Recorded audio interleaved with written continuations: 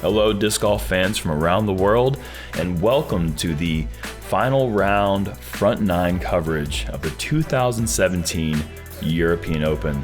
My name is Jeremy Koling, and I'm joined in the booth by none other than four-time world champion and three-time defending European Open champion, Paul McBeth. You excited watching disc golf today? I am. I'm ready to relive this exciting round. Yeah, this is going to be beautiful.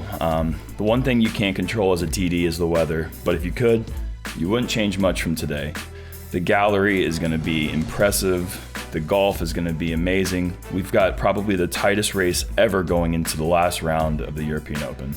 Yeah, I would say there's 5 people within striking distance of the win. You got Eagle on the second card, who's not too far back, but then you got these 4 all within 2 strokes, so it should be an exciting one. And Barsby's trying to do something that is probably one of the hardest things to do in golf, and that's go wire to wire in a major championship. And this is a situation I don't think he's ever been in before. He's been in the hunt at majors before with the Players Cup back in 2008. But it's been a while since that, so it'd be really exciting to see how he handles the pressure. And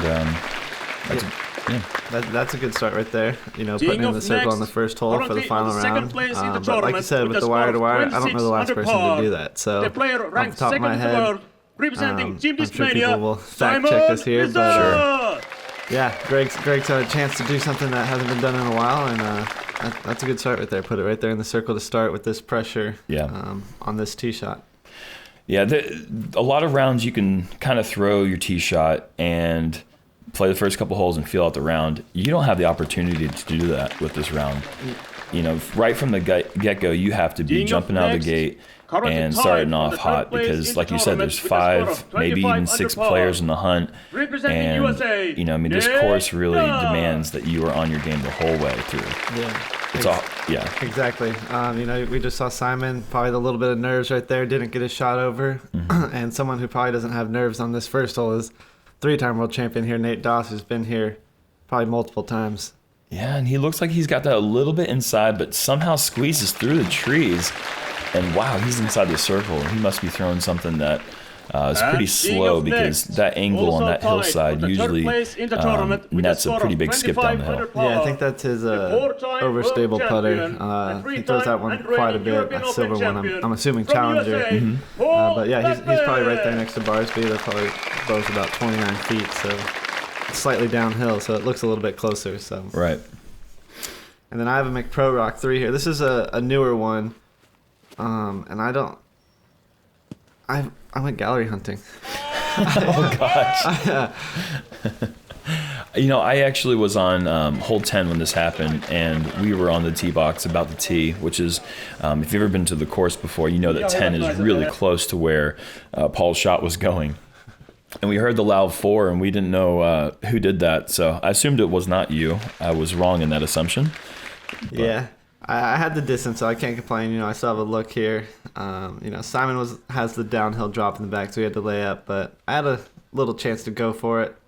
Mm-hmm. Left it wide, but gave it a run at least. Yeah, it looked like the height was right, which is, if you have a putt from that distance, getting the height or the aim right is always good to give it a chance. Exactly. Here's Nate for birdie, and he's been putting well this week. Yeah.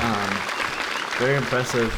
He's had his moments this year, but playing with him multiple rounds this week, he was dialing in that putter. Yeah, it's awesome to see the old guard like Nate really come through and be right there in the mix. And this is an important birdie. Oh my! That looked worse the second time. I don't have any words for that. That is so brutal.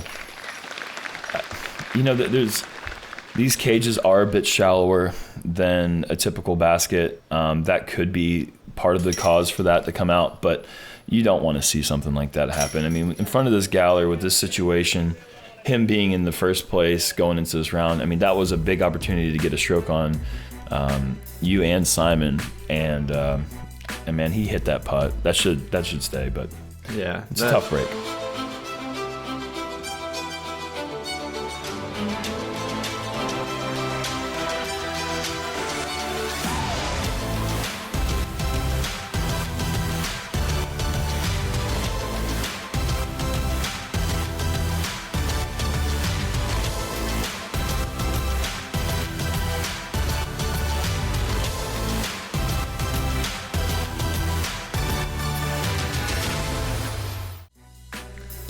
On to hole 2 here. One of the really nice sidearm holes on the course. Also, another option you see a lot of players go with is the roller. Don't forget the hyzer. We got Simon Lizotte on the Oh card. my goodness, the hyzer is there as well. That's really a Simon only kind of route, but it's there. You have to go really wide over this tree, over OB the whole way. And with the tree removal that's up on the green this year, makes that shot a little easier. Yeah, definitely. And this is a good looking roller. He kind of put it out by that OB line. And that's what you need to do. Oh, yeah. And have that thing curl back right there, awesome. About 15 feet. So. That's Nate's ZXL. He's been throwing since 1992. I think he's been throwing that. Yeah. That disc is almost older than me. Yeah, fact checks. I'm pretty sure that's not correct, but he's been throwing that disc ever since I've been playing disc golf, since 2006. So it's been in his bag for a really long time. Barsby's been throwing that shot about 25 years now. I was like, oh man, he made it inside the 10-meter circle. No, that's bullseye. That's an awesome shot. Yeah. He shook off that spit out pretty well there. Yep. That's a great sign, because sometimes spit outs make you think twice about your life. And that was a great shot there. Wow.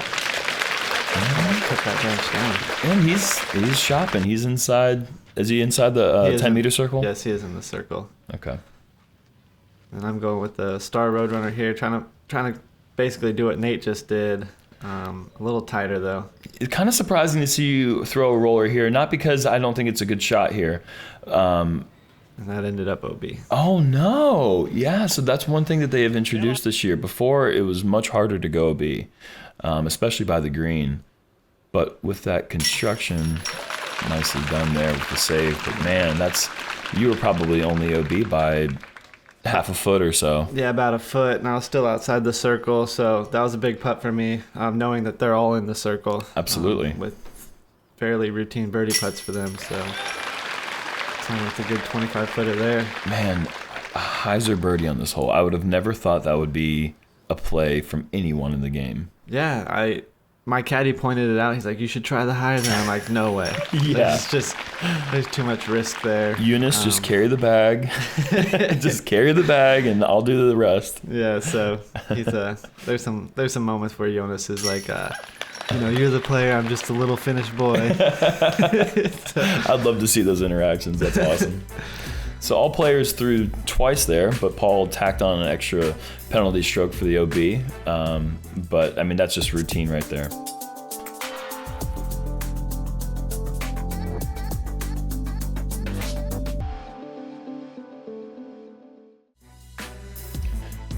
And on to hole 3.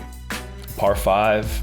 Only par 5 in the course. And it really is a demanding hole for many reasons. I mean, you have the narrow fairway, OB left side, OB right side, but you also have the precarious green, and the tee shots really, it's set up for the risk reward shot here, and you're going to see Nate going for the big risky shot. That backhand inside line is really nice if you keep that driver turned over like you did, but that's also an easy way to go OB left. And you also bring the trees into play. Yeah, there's like 3 routes on this hole. You can go out wide, or the route that Nate just threw, or even like Sexton likes to throw a little flex forehand there and try to be really safe. So you're going to see all sorts of shots, but as you said, there's that OB line. Yeah, and that's actually prime position where Gregg is. Anything towards that OB side on the left side of the fairway is great, because it actually takes away all the trees into your second shot. Here's Simon going with the wide line. Oh, that is not a route I've seen anyone else try, but wow, he did not execute the shot there. He's going to be OB back maybe 200 feet from where that disc landed. Yeah, he didn't go too far, maybe only 3 stakes in, so about 100 feet. And that'll make this hole a little bit tougher than it needs to be. And you're going for the inside power driver line with the destroyer. And you are kind of playing with those trees there, which can be tricky for your second shot. Yeah, I was trying to get the 3 here, after that slow start. But it kind of took a funny hop right there at the end and put me right behind that tree. But it's a par 5, so I'm not too worried about that. Right.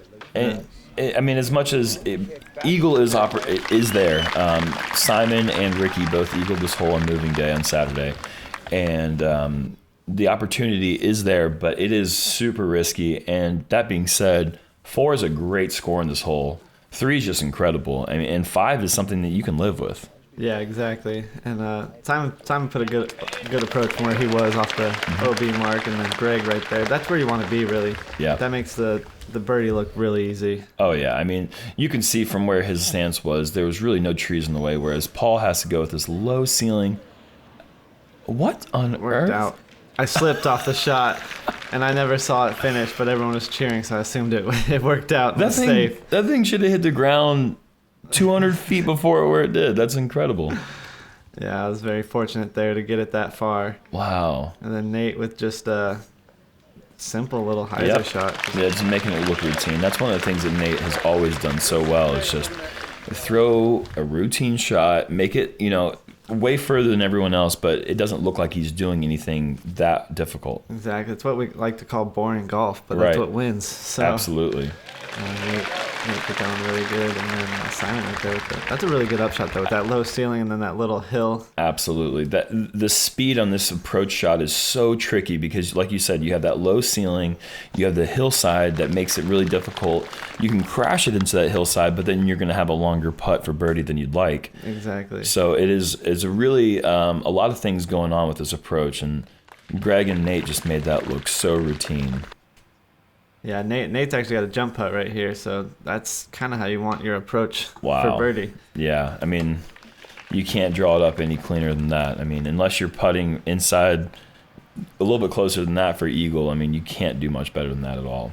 And this is a birdie putt right here. I was feeling good with the putter today. Yeah. I've had to hit basically three pretty decent-sized putts to start the round, and having those drop is kind of a little confident booster for the rest of the round. And what I'm noticing is just take a look at this gallery. I mean, they're there from the beginning of the round, and it is just, they surround the hole 360 degrees. I mean, on a par 5, there was people shoulder to shoulder from the beginning of the hole all the way down to the green. And I mean, it's just something that you don't really see in our sport ever. This is just really, really awesome.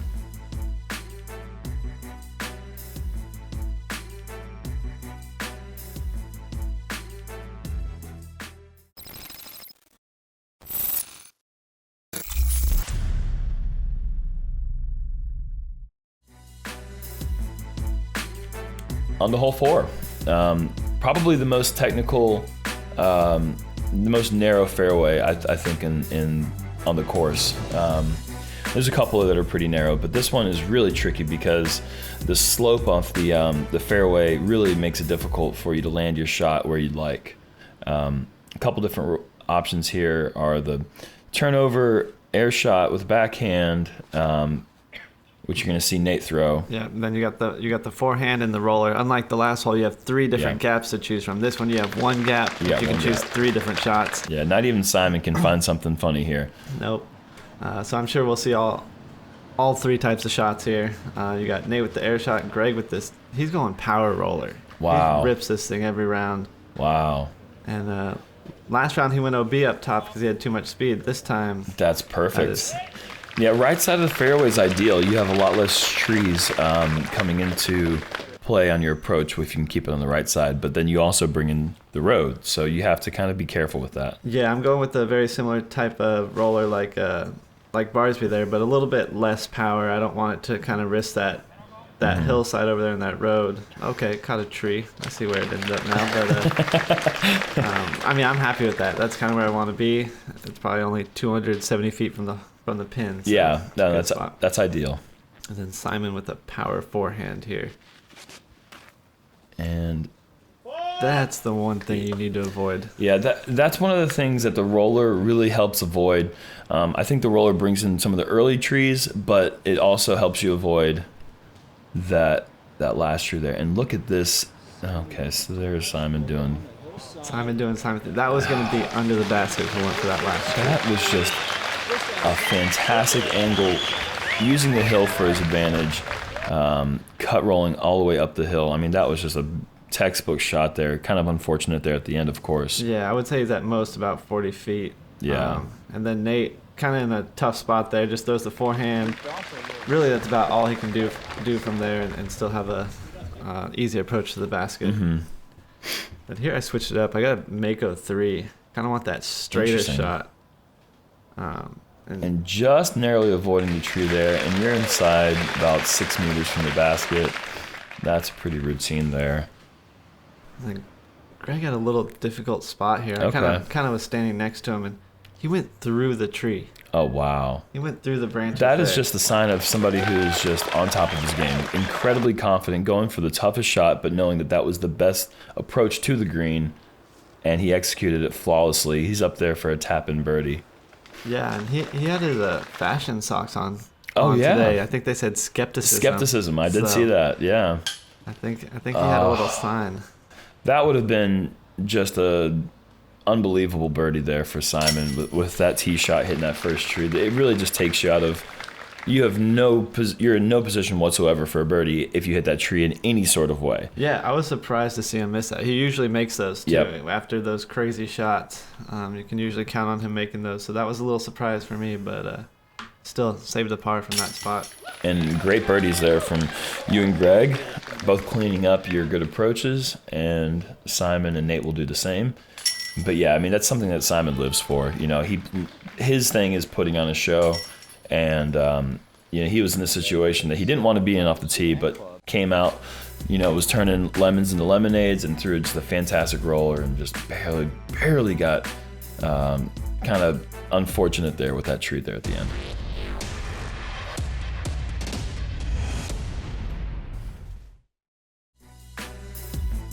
Hole 5.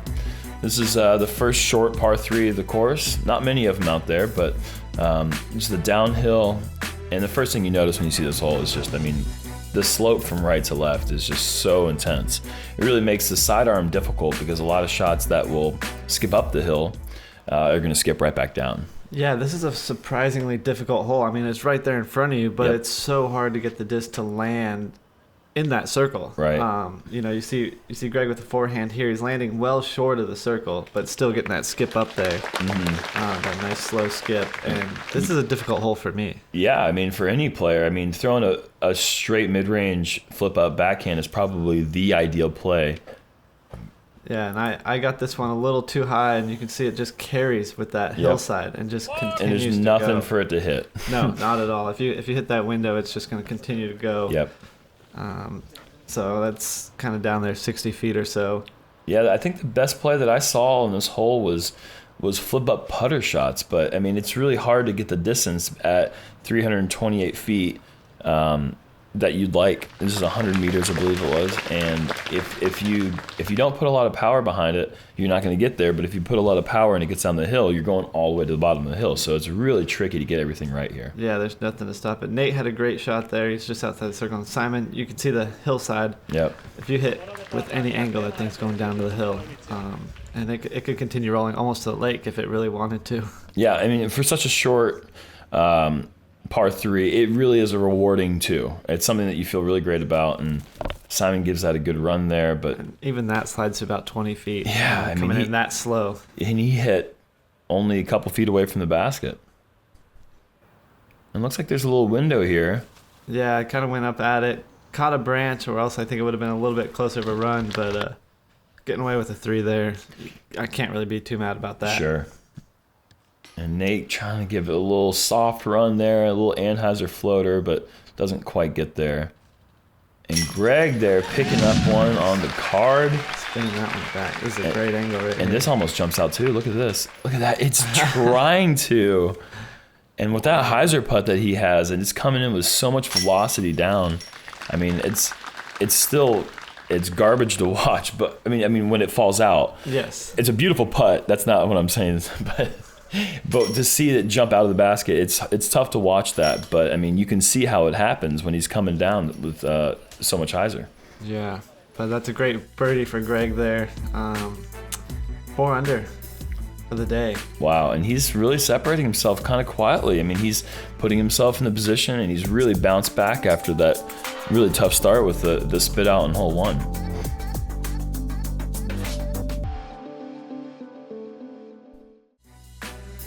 On to hole 6. This is probably the most technical par 3. This and 8 are just incredibly short, but you have to really, really nut your line here. You have these 2 trees here, those guardians right there that we just passed through, and that seems to be the last 2 trees that most players who throw a pretty good shot hit. Yeah, this one, there's that stump there, which he left it there for a reason. Mm-hmm. That's really your aiming point. You want to hit the ground just on the other side of that, and if you do, your disc is going to be about 10 feet from the basket. So that's what I'm aiming at every time. But yeah, there's only one route that's down the middle, and keep your disc straight. And Barsby just hides it out a bit early there, and it looks like you kept it a little bit further left than you'd like. But did that scoot up for a look? It's up there. I missed the line, of course, but I'll have a look at it. This is the ideal shot. Oh, wow. I mean, that's just making it look easy. There's the bullseye right there. Absolutely perfect. Yeah, Nate's one of the best in the game at throwing that mid-range straight shot, fairway driver straight shot. He really makes that look so easy with that power that he has. Yeah, it's impressive. For me, I have to throw a fairway driver to get it down that window. Oh, and that was a great looking shot too. Just comes up a bit short. Unfortunately, it hits those bushes, but he still has a pretty good look, probably just inside the circle. Yeah. So here I have just to toss it up there. Kind of run at it. But, didn't really have a look, but you drew a little bit of metal in the base there. Yeah, so if it had the height, might have had a chance, but a 3 is really all I can ask for from there. Yeah, I mean, hitting the metal from there, that gets you like an extra disc golf point. Like, cool point. It doesn't give you an extra stroke. Well, actually, it gives you an extra stroke, too, so. Yep. But Gregg with just an upshot there. This is a low putt. It seemed pretty open, so it was surprising to see him miss it low, but... yeah, kind of a tricky stance in there, it looked like. Yeah. So, Nate with a birdie. 3 pars and a birdie. That's a good one to get. Yeah, again, there's really no par 3 on. There's no hole in this course that doesn't feel great to birdie. I mean, they all have their own unique challenge. It's one of the things that I think makes this course so great is that there's variety throughout the course, and each hole has a separate feeling of just excitement when you get the birdie. So it's a nice challenge all the way through.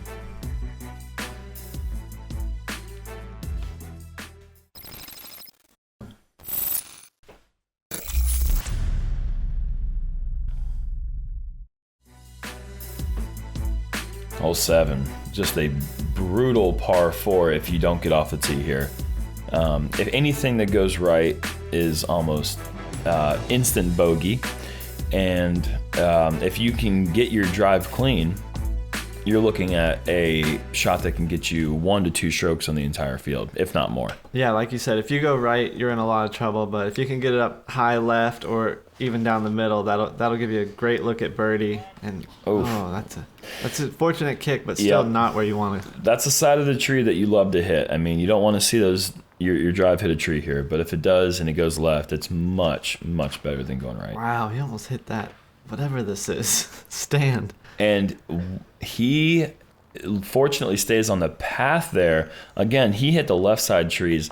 That could have kicked right and been in a really, really bad spot. Yeah. And then this shot, when I let this go, I thought I was going to have a 2-look. I mean, that is the longest drive maybe ever thrown on this hole. I mean, for the backhand here, you really can't do any better than that. There's no late turning it once you get around that corner. That's just picture perfect. Oh, no. And that's where you don't want to go. Yeah, you can see with his reaction, that's about the hardest spot to be. That's where birdies go to die. They do not come from there. And Gregg with the good looking forehand. Absolutely. That's a great salvation shot there. You can tell there was one line that he had to hit, and he hit the dead center line. I mean, again, you're just seeing somebody who's feeling really confident with their game. Oh, yeah. And then, speaking of confident, this is Simon with that FD. All right. Watch out, everyone. Oh, my goodness. Had some moves there. That was an incredible outshot from there. I mean, you cannot see the day of light in there, and I'm curious how far up there he went. That is amazing. Nate with not the spot he wanted to be, but That's a great up. Oh, wow. Yeah, that's inside the bullseye. A bit of a tough second shot there, but, man, he really recovered well, put this challenger right under the basket. Yeah. Down on a knee right here, kind of got trapped in that tree, but that's all I can ask for. Yeah, I mean, that's no man's land right there. Nobody has thrown that approach off the tee here because no one's been that far before. So that was well done. Gregg with just a little. He's got those clean putter shots. Oh, yeah. I'm guessing he's had a nice fan grip, and he just like throws them, almost looks like full power, but they just have such touch. And Simon somehow pinned high up the hill after being in the woods right after the tee shot. I'm sure he wanted to run that if it weren't for a cliff behind it. Could you imagine a birdie from down there? I mean, that just would have been only Simon, I feel like. Just only him. I mean, no one else would have even had the gusto to go for that. That's just impressive to come out of there with a 4. 3 4s in that hole is pretty good. I mean, you never hang your head with a par on this hole, and a birdie just feels that much better.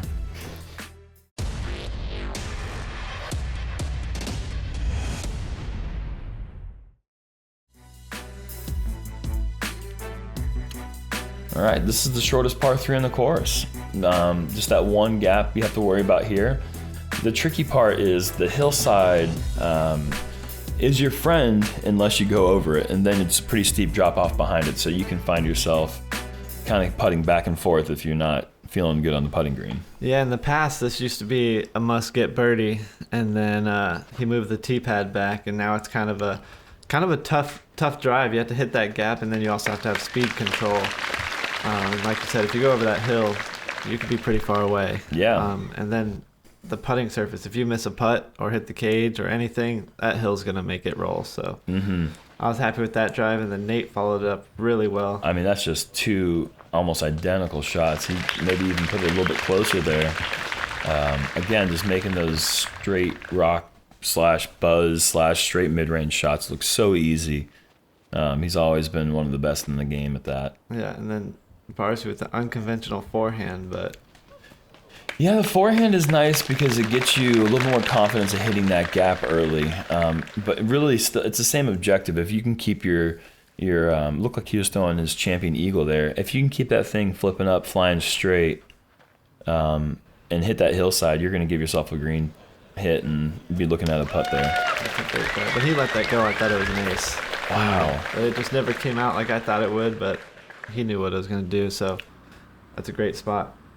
And then, all 4 players inside the circle, but Gregg there. Just a little high, and that's what that hill will do, though. Make you misjudge the height. But unfortunately, inside the circle, miss. And a good cleanup there for birdie. That's another. Anytime you get a birdie here, it's always good feels walking to the next hole. I feel like anytime I play this course, if I'm on a stretch where I'm not getting birdies, getting some bogeys thrown in the mix, and you're feeling like your round is almost over, you get one birdie, and I feel like everything just turns around because it just has that feel at this course. For whatever reason, a birdie feels so much more special here than other places. And then birdies there on that basket, and then a long walk. You have time to think about it, so a miss really hurts. Yeah, sure. It can definitely play some tricks on your ego going into the last hole in the front 9.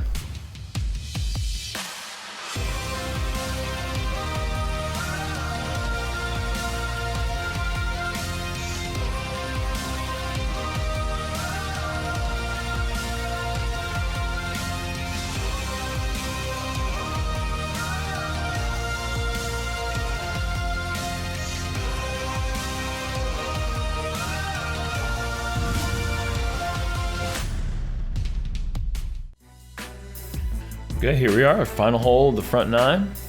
This is a hole that really sets up almost exclusively for the forehand. You see a few players like KJ and maybe like Dave Felberg find a way to throw backhands through this hole, but you're going to see almost every player step up to this hole, and it kind of forces you to throw a forehand here. So with you here, are we going to see an ace? It doesn't work that way, Paul, and I can't share my secrets with you. But you saw an ace on this hole earlier. I did. I saw Devin Owens ace this one, and that was a pretty nice run there. Yeah, this one just filters so nice. As soon as you let it go, that white tree right there, if you see it going at it, you know it's going to be a run. And we get a little follow flight for the beautiful shot. And a nice little jump up and a little bit of a roll, but...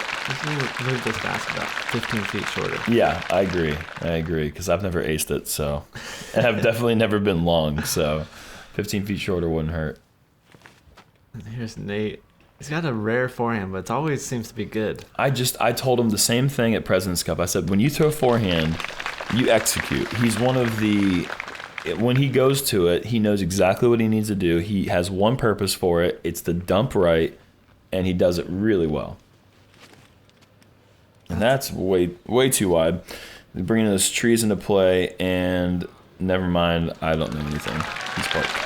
Yeah, there's not many trees down there. If it's low enough, it seems to skip through, but... Yeah, let's follow this flight. Let's see how many traits it goes through. Okay, so we're going to do a little comparison, side-by-side action. He's much wider.